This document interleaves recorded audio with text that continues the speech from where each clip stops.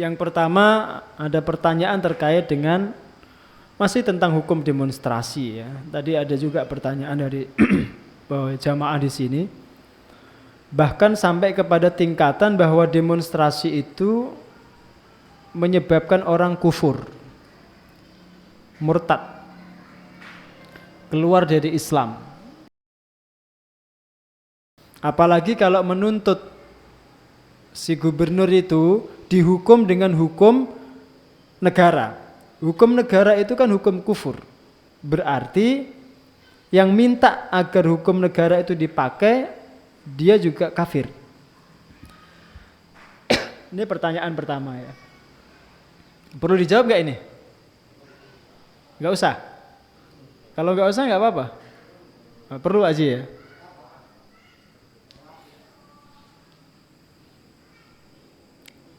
Jadi masalah takfir, mengkafirkan orang, itu bukan masalah sederhana. Itu masalah berat, dan karenanya kemudian para ulama Ahlus Sunnah itu berhati-hati sekali. Tidak boleh sembarangan masalah itu. Apakah karena kemudian kita demonstrasi kita bisa menjadi kufur? Apakah karena kemudian kita menuntut seseorang itu dihukum atau diproses hukum dengan hukum negara, kemudian kita bisa menjadi kufur? Ya, itu pertanyaan yang bagi saya tidak boleh gegabah menjawabnya itu. Saya sudah menjawab masalah demonstrasi itu dalam beberapa pertemuan. Hukumnya bagaimana? Termasuk saya nulis di grup masjid ini, saya juga pernah sampaikan. Jadi kalau karena alasan demonstrasi di masa Rasul itu tidak ada, itu perlu kembali kita membaca hadis Riyadhus Shalihin ini di bab awal. Bab tentang menjaga muasyarah ya, hubungan yang baik dengan istri. Mudah-mudahan masih ingat. Ada sekelompok wanita sahabiyat yang datang beramai-ramai kepada Rasul mengadukan suaminya. Bahwa suaminya itu kasar, suka mukul. Masih ingat ya hadis itu? Kemudian Rasul menasihati para suami itu agar tidak mudah mukul istrinya, tidak kasar. Dan ini datangnya berombongan, beramai-ramai, ini kan demonstrasi sebenarnya. Ya enggak? Itu demonstrasi loh. Datang berbondong-bondong. Oke, ini satu. Pernah juga sahabat Ansar itu datang berombongan setelah perang Hunain. Rasul bagi ghanimah kepada orang-orang yang baru masuk Islam itu dengan pembagian yang enggak wajar, yang menimbulkan iri lah. Abu Sufyan dikasih 100 ekor onta, Hindun 100 ekor onta. Sehingga di hati orang-orang Ansor ini menimbulkan tanda tanya. Apalagi dipompa, diprovokasi oleh orang-orang munafik. Tuh liatin.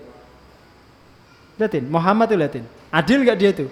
Masa kalian itu yang sudah berjuang sejak lama, membela dia, menampung di rumah-rumah kalian dulu ketika dia terlunta-lunta. Sekarang kalian ditinggalkan oleh Muhammad. Itu kerabatnya semua yang dari Mekah itu yang dikasih. Kalian gak diperhatikan? Coba, mod ini provokasi ya. Maka para sahabat Ansor itu datang beramai-ramai menemui Rasul. Dalam bahasa kita ya protes, unjuk rasa. Menyampaikan keluhannya kepada Rasul, mempertanyakan kebijakan itu. Ini dalil tentang apa? Tentang demonstrasi. Maka kalau kurang baca itu jangan bilang ini nggak boleh, itu haram. Kurang baca aja Anda itu. Atau karena sudah muncul kebencian pada kelompok tertentu di antara umat Islam, Anda mengambil pendapat-pendapat yang cenderung memojokkan umat Islam. Itu kemungkinan yang kedua. Cuma akhirnya fatwa-fatwa seperti ini itu kan muncul di saat umat Islam itu sedang bergeliat, menyatukan barisan untuk menegakkan agama ini. Aneh kan? Di situ letak keanehannya gitu. Kenapa fatwa-fatwa tentang haramnya demonstrasi ini tidak muncul ketika orang-orang kiri itu demonstrasi. Ini pertanyaan. Kenapa mereka juga nggak dikasih fatwa itu? Ini sama persis ketika mau pemilu, nanti muncul fatwa tentang haramnya pemilu. Dan buletinnya itu disebar di masjid-masjid, bukan di gereja. Ini proyek apa ini? Proyek menggembosi suara umat Islam, agar suara umat Islam itu pecah, minimal ragu-ragu untuk milih. Akhirnya yang menang orang kafir. Siapa berarti yang kerja itu? Saya mau tanya jenengan, siapa yang bekerja dengan proyek itu? Coba. Saya menemukan itu selebaran anti pemilu itu di masjid, musola, di sekolah-sekolah Islam. Tidak saya temukan di gereja atau sekolah Kristen. Dan situ Masya Allah ini tidak nyunah, ini tidak ada zaman Nabi. Masya Allah ini fatwa syekh ini, ya Allah. Itu gembosi suara umat Islam. Ya. Jadi hal-hal seperti ini perlu kemudian kita baca dari beberapa arah. Kalau itu murni fatwa ilmiah, saya tidak yakin. Tidak yakin saya. Tidak yakin. Dan lebih aneh lagi itu fatwanya adalah fatwa di negeri yang jauh sana dibawa ke sini. Fatwa dari Saudi dibawa ke Indonesia, ke Kerun Baru. Ya enggak konteks. Fatwa itu terikat tidak cuma waktu tapi juga tempat. Yang lebih mengerti negeri kita ya ulama kita. Ulama Saudi tidak akan memahami negeri kita, maka fatwanya lebih mungkin salah daripada benar. Dia tidak merasakan dan tidak melihat realitas di Indonesia. Jadi saya ambilkan contoh aja. Rasul menyampaikan begini. Dalam bab qada'ul hajat itu. Dalam bab buang air. Ini contoh aja ya, bahwa kondisi geografis itu mempengaruhi pemahaman kontekstual sebuah teks. Kalau kalian buang hajat, jangan menghadap ke kiblat atau membelakanginya. Akan tetapi hadapkanlah diri kalian ke timur atau ke barat. Coba, bagaimana memahaminya ini? Enggak boleh menghadap ke kiblat, tapi kok disuruh ke timur dan ke barat? Anda harus pahami, di mana Rasul mengucapkan sabdanya itu. Sabdanya itu diucapkan di Madinah. Madinah itu utaranya Mekah. Tidak boleh menghadap kiblat itu berarti tidak boleh menghadap ke utara atau ke selatan. Ya wajar disuruh menghadap ke barat dan timur itu, karena Madinah itu di utaranya Mekah. Kalau di sini berarti ya ke barat selatan itu yang nggak boleh, ke barat timur itu yang nggak boleh.